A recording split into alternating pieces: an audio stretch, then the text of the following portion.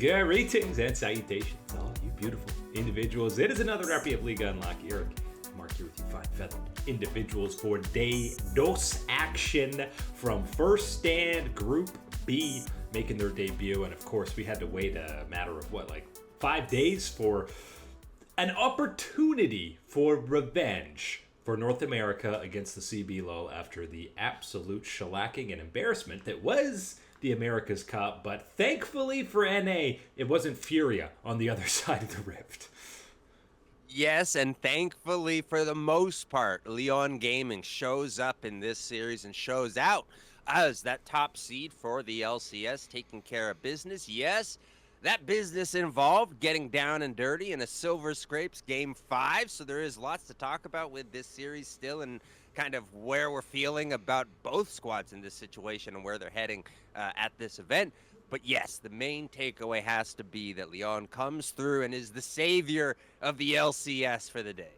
And let's be honest, this was a perfect microcosm of a best-of-5 series because it was a roller coaster. You felt a full spectrum of emotions if you were a fan of either region in this one. I mean, it starts with a masterclass early game Pantheon out of Inspired, and you got Dokla spamming taunt on Gnar, and things look all good. Easy, ready for the 3-0 NA. That's what you'd be thinking at that point, right? And then Loud you had go, other it's things. NA, right? Yeah, okay. Loud had other things in plan, and yes, North America, the part of that plan involved in how you're able to take down and capitalize and push this series back in the other direction. And especially you go to that Game 4 where the Jin comes through on the side of Lyon Gaming. Didn't like that one, and I think you've heard us talk about it yesterday where Jin was and what that pick did in the Game 5. I don't like it in Game 4 either, but at least you're surviving to Game 5 where you have a different option in mind, and Lyon Gaming does nail the draft in that crucial Game 5. Yeah, and, after the first game, in the meat of this series, you have kind of a repeat of games that we got in the playoffs for Big Dokes with a Vayne spotting Game 2, and then the Garen comes through in Game 3. The Garen probably had the much bigger impact, although I'm not blaming the Game 2 loss on the Vayne. He actually team fought pretty well. It was more Berserker and Saint consistently stacking Pixel side by side in these team fights and both getting blown up before they could do anything. That's one of those ones where in VOD review is so easy to pinpoint and nail down exactly why you're not doing that in this situation or whatever. But in the moment, you can understand where both trains of thoughts are to be in that type of positioning. So I can get those mistakes, but crucially capitalized on by Loud in those situations to find their way back into the series. And of course, that I think is going to really be the discussion as we leave this one, is going to be about why this really was a hard-fought series at the end of the day. Is it simply because, both Loud and Lyon showed up, they're evenly matched, they both got enough to fight, and this is how things turn out? Or is it simply a situation of this was Loud showing up and Lyon not being at their top level, or Lyon, this is only their top level and they can only get by a squad like Loud at this stage? These are things that I think you can make various estimations and guesses off of this series, but you truly are not going to know until we get that next round matchup for both of these squads. Yeah, still obviously incredibly early in the tournament, even though it is an incredibly short tournament, so not a full body of work to really go through. But you could see even from both squads the progression and evolution within this one series, right? Shoring up some of the mistakes they had early, bringing on different picks like the Garen we alluded to, which was absolutely a tank buster, and multiple times whenever he ultied for 45% of someone's health, it still caught me off guard. Yeah, I think that one of the important things to talk about that is knowing that, as Dokla talked about after the series, mentioning that between Game 4 and 5, they did have a little side talk as a group and said, okay, let's clarify, let's clear things up as we move into this Game 5 so that everything is as pinpoint as it can be in that situation. And I think that's a time where we have seen multiple, and I mean multiple, North American, Western Europe, you could throw in Korea, we've seen so many regions teams fail to make that type of recognition within a series and clear things up. So absolutely got to give your props over to the squad of Lyon to do that and have that come through with such an effect for Game 5. And I think the biggest impact throughout the series, role specific, was probably mid lane, because you look even especially at Game 4 and early on in this Jace Akali matchup, Saint was playing with incredible confidence. He nearly got a solo kill. He had a massive laning advantage, but didn't punish the Akali enough. It's a bit of that Kassadin syndrome. Unless they're 0 and 3 before they reach like level 6, you know they're going to have an impact, and Envy would go on to completely take over this game on the Akali. I think the thing that I'm looking for really is outside of the Mundo game for Inspired. I would have been rolling with Inspired as the guy that I wanted to talk about, and his role, his performance, and some of the big time ones in the big wins for Lyon Gaming in this one. But I think Saint is someone that does deserve his credit in this series, because yeah, it did have its ups and downs, did have moments where he was getting exposed, but at the same time, to come out on the other end of this series as the winner and having crucial moments in that Game 5 could be a big thing to build off of as you continue this year as Lyon Gaming. Yeah, and Inspired, rightfully, fairly so, got MVP of the series, which he seems to do pretty much any game he suits up these days. But the Saint one, I think, is more important because you know what you're getting out of Inspired. We've seen the fluctuation and the variable performances out of Saint, so having that confidence early on in the Jace game and then carrying it into that Game 5 where we know he's an emotional player, doesn't get tilted by getting bodied by that Akali, bounces back with a fantastic Victor performance. And it really helps when the last pick Vex in the draft is there to counter pick. I'm looking across the other team. What exactly are we counter picking here?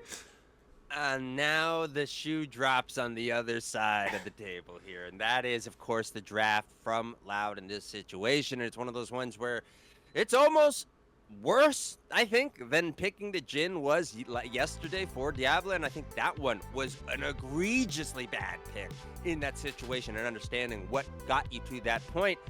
Seeing this draft and how it all unfolded out, and then going for that Vex angle. Yes, I know she's a champion that can be a game breaker, a game changer, of course. Not in the way that they were envisioning this one breaking out. Usually it's something like the LeBlanc or some dash champion that she's counter picking. I saw someone break down, I know solo queue numbers are not the same as pro play, but Victor has like a 6% higher win rate against Vex than the average champion. So to save it as your last pick, you've got the Zahan and the Ambassador Flex. There's so many champions you could throw in, and the Vex just made no sense and ended up doing, I think, a third or less of the damage that Saint did on the Victor. I think it was just simply a problem of trying to make that individual equation as far as what am I bringing to the table, what is complete here, what is off, what can I offer my teammates, and then not checking that against what is A, the situation you're going to be in on Summoner's Rift, and then B, later on, what really is your purpose within that game, within that composition. The Vex does not provide any of that really in any regard for Loud in this situation, and I think is rightfully so being criticized a lot by the community. And listen, credit to Lyon as well in that Game 5. You mentioned whatever pep talk coach thing went down into it. Maybe they're actually listening to Reignover and the coaches, which is a rarity in NA League of Legends. But the objective control, they were much more patient and controlled in how they played around these objectives and around the map. And really, save from Dokla, pushing top lane when his whole team is recalling. A few little mistakes like that. Game 5 was probably Lyon's cleanest game of the series. Yeah, and I think crucially so, right? Getting that win, getting this series, and keeping not only the LCS fans and everyone else happy and getting a bounce back after how things played out at the America's Cup, but I think individually for Inspired on the international stage, getting this type of performance, and especially with some of the doubts surrounding him and Lyon Gaming heading into it, absolutely has got to feel pretty darn good. Now, feeling good about a scrape by Game 5 win against Loud. Not sure that's screaming confidence for the next matchup against Gen.G, who pretty much looked like aliens brought to this earth that are created to play League of Legends with what they just did against JDG. It truly is the Monstars, but they're arriving on Earth already with the NBA superstar talent in their pockets, in their hands. Maybe that's why we don't see the T1 members at any of these first stand events. He stole their powers. Doesn't explain everything else about the problems with Gen.G in that regard at the later points. But when we're talking about first stand and starting out a year on a near perfect type of record, well, there is nobody better than Gen.G to talk about in that regards. And yes, it was more of the same against JDG today to kick things off. 3-0, dominant, controlled, and it's not really anything that you're stepping away and going, wow, what a weak opponent JDG was on the day. It just is the overwhelming firepower of Gen.G that you want to talk about. I'll start by going with the JDG highlights. They started 3-0. Honkyu solo kills Chovy. And then there's a team fight win late on in Game 3. That's about the main JDG highlights from this series. And even when they were up 3-0, there's no better snapshot of playing against Gen.G than being up 3-0 in kills and you're down 1,500 gold. It's the T1 classic. I've seen that so many times throughout the dynasty for that organization. And yes, Gen.G, all the same on the international stage so far, showing it up. And again, when you've got players like Chovy, like Keen, like Ruler, those advantages aren't really advantages at the end of the day in your hands when you know that it is only a matter of time, only a matter of seconds before one of those players makes a play that does get things back in control, back towards Gen.G. And as you laid out, early advantage, and then we're talking about a team fight in Game 3. That's quite a lot of gameplay in between here and there, and that gameplay is filled with Gen.G domination. Yeah, and they really are just a approaching flood, and opposing teams are just sitting there bracing a dam, and all it takes is a guy to look down. Oh, my shoe's untied. I got to clean that up. He lifts one hand off the dam, a little stream of water comes in, Gen.G comes rushing down, and all of a sudden you have a 9k gold lead by 20 minutes, something ridiculous like that. They were always at least 2 steps ahead. JDG come to contest the top lane turret. Oh, top lane died. We just ran for nothing. Now we're running around the map while they're picking up advantages everywhere else. Oh, I'm just going to flash over here. Oh, Duro's waiting on the other side of the wall to hit the blast cone and pop me back over.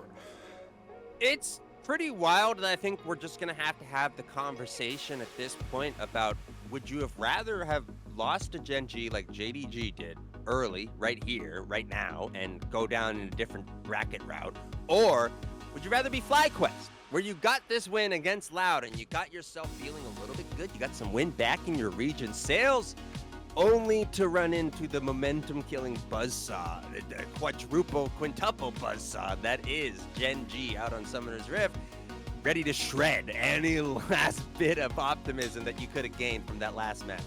Yeah, and I think that's fully dependent on how good your mental is. Because a squad like JDG might match up. I mean, they're definitely going to match up against Loud and go, compared to Gen.G, this is a walk in the park. And that's no shade on Loud. It's just Gen.G is a massive gap above anyone else. If I think Lyon went in, got 3-0 slammed by Gen.G right away, that might be enough to break their mental for the entire tournament. That's why I bring it up, because it is going to be quite a drastic shift in that regards. And can you keep yourself? Can you keep that head above water despite whatever situation happens? Because let's be honest about this. I don't think it's really looking all that good that Lyon, no matter how happy I can be about them taking down Loud today, I don't think it's looking that good to take down a squad as talented, as scary as Gen.G is on the opposing side. That being said, you still got games after. You still got one that you have to, at the very least, buckle down for and get yourself out of this group side. Can you do that after getting dismantled? And I put that as probably the most kind word, dismantled by Gen.G at that point, compared to JDG, who will go up against Loud. And depending on if this series, again, when we talked about how your evaluation will be, whether this was truly just strength on strength, why we got to a Game 5, or that these are just 2 equally low-ranked teams at this event situation, and JDG walks on through and gets through to that next rematch type of situation. And I think that's got to be I mean, what the mental approach is for Lyon going into this is that regardless of this series, we have more games. Win or lose, we have more games to play. And I mean, Dokla in the post game already was kind of like, oh, you know, good to match up against Gen.G. It's a learning. We're going to learn a lot. And, you know, if we win, we get all the glory. Like, it's not, I don't even think that's like a loser's mentality coming in. I think people would roll their eyes more if Dokla comes out and is like, feeling pretty good. I think we could dominate Gen.G. I think and people would laugh at that, right? I think people appreciate a more honest approach, I think, in that type of delivery from someone like Dokla. And I think, to be honest, with Dokla's experience as well on top of it and veteran kind of status, it does make a statement like that easier to get across and truly get across what it really is saying, right? Where it is just the honesty of, yeah, we can think that we're amazing and all these other things, but we can recognize what greatness is and what is happening out there on Summoner's Rift or Gen.G, and you'd be a fool to think that you're anywhere close to that type of thing, again, especially knowing the LCS. So thankfully Dokla's there, and I will say as well, his vibes and how the tournament is going to go could also have been maybe the blessing in disguise for this whole Lyon project to keep things running, because as we talked about before, maybe if it was Zamudo up there and maybe the rookies weren't working out, things could have gone down a real dark, slippery slope. But I think with Dokla's presence and kind of those vibes with the team and everything else, you can feel pretty confident about that, which isn't something I was going to predict about Lyon Gaming heading towards first stand. And yeah, I mean, he had the mental fortitude. He had a roller coaster of a series. You know, he has some great Vayne Garen games, and then I mean, Game 5 was like the most standard draft that Lyon had in the entire set, and the Jax performance wasn't great. You know, Gino was getting out of control on that 5th game, but Dokla holds strong, doesn't get tilted, and is a steadying force on that top side. Before we get to these rematches or next round of Group B action, we've got to get into the fires of Group A advancement and elimination on the line, getting going for day 3. Let's start on the winner's side of it. BLG versus G2. We've talked a lot about, you know, Viper still not being quite up to standard. I'm looking, though, if Broken Blade can play like he did in playoffs and in their first series against Bin, who's the big dog top laner, especially definitely in this group, probably the whole tournament, I actually like G2's chances to come away with a big win here. It's kind of crazy that the takeaway for me for this one heading into it is just simply who gets the level up from the key player more, right? And I think that you identify someone like Broken Blade, and I think his performance against Team Secret Whales left a little bit, kind of desirable as far as where you'd like things to maybe be cleaned up a little bit so far, but still playing an impactful role for the team. If you get that level up from BB, I think you can have that chance. Again, obviously into what will be a tough matchup in Bin on the other side. Just but don't get solo killed twice before level 6 against Bin. If you get that, at the very least, you've got something to counteract when you look down in the bottom lane and BLG is still without the Viper. And I say the Viper as in the Viper that has built his whole career out to being what he is and how we respect him in that bottom lane. That Viper hasn't showed up for BLG at all. I don't mean like one series, one game. I mean at all. He hasn't been there this year. So that is one of those things where, again, wasn't there in the first series at first stand. Can you make him not a factor in this series as well? That's got to be one of the angles if you are G2, and I think part of that has to be your preparation throughout draft and making plans for that all across the board. But then in that more microscope type of thing, looking specifically at your bottom lane, looking specifically at your boy Hans Sama to step up and deliver a performance for Europe. And listen, low-key, Hans has had some of the best Western bot laner performances against LCK and LPL teams over his career. There's not many guys, again, in terms of AD carries, that you'd put ahead of him in that category. It's somewhat frustrating, though, because it's been one of these ones where, yes, he has had those results. There's also been lots of missed opportunities, right? Times where you said, yes, it is all down to can we have a very skilled performance out of Hans Sama? No, we didn't get it in these type of ones. But that is also then countered with times and a good handful of times that you did come through and you did get it done. So, yeah, I can see that heading into this series, that's got to be the angle that you're looking for. I think that you go for steady, strong, good level of form that you've been getting from Hans Sama, and if you can get that locked in, focus leveled up from BB to counteract Bin in that top side, I think you got to feel good, or as good as you could ever feel going up against the top seed of the LPO. It's a little higher stakes than the other matchup. Obviously, it's elimination, loser going home, BNK versus Team Secret Wales. I think we both probably give the edge to BNK. They were close to taking down BLG, but truthfully, I feel bad for either of these squads because they might both be better than Loud and Lyon, who are obviously going to be going further. It's really unfortunate because it's kind of the opposite of the way you felt about First Stand last year, right? And even a bit more awkward because it was only those 5 teams. But you still didn't feel all that bad about Team Liquid getting ousted at that point because they were clearly the last team lagging behind in that situation and kind of bringing everyone else down. No one has really appeared like that right out of the gates, and especially not on that side of the bracket when we're looking at squads like BLG, G2, Team Secret Wales, and of course where we're going with BN and BNK.